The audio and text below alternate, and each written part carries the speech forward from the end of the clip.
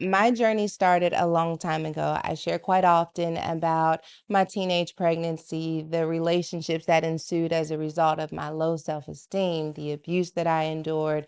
But very few people know how I went from that experience to the girl who's on YouTube. And so I thought I would share with you exactly how it happened and one of the lessons that I learned that I think prepares us beautifully for this week's podcast. So I was actually married before, and in my first marriage, I started a blog.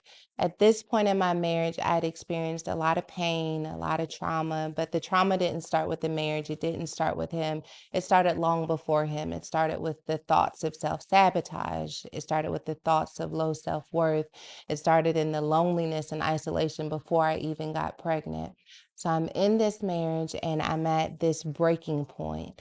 And honestly, I feel like I'm going to break down. I grab my laptop, I open it up, and I just start typing. I'm sure that if the grammar police of Instagram would have been on that blog back then, your girl would have been canceled and fired because the there and the there and the they are's and all of the things were all mixed up. But what was certainly pure was my heart to release that pain. And I can remember it like it was yesterday. I can feel the pain in my chest as the words flowed out of me. The anger, the heat, the darkness. Writing in those moments felt like the only thing that was keeping me afloat.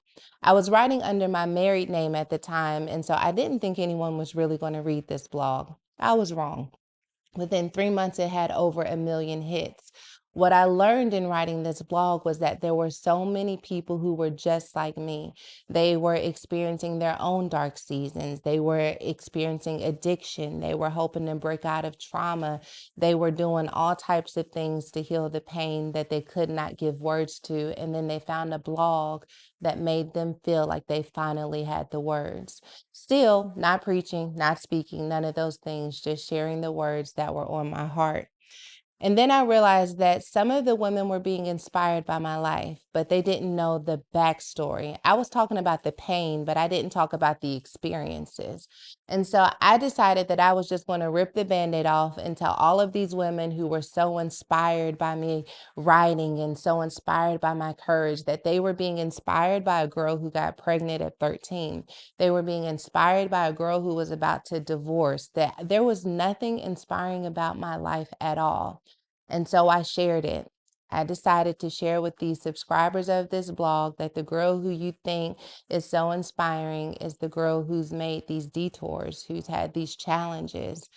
Do you know that then the women came even more, that not just women now, there were men too who were saying things like, I can't believe you had the courage to say it. There were women who were 60, 70 years old telling me, I had my son too at 14.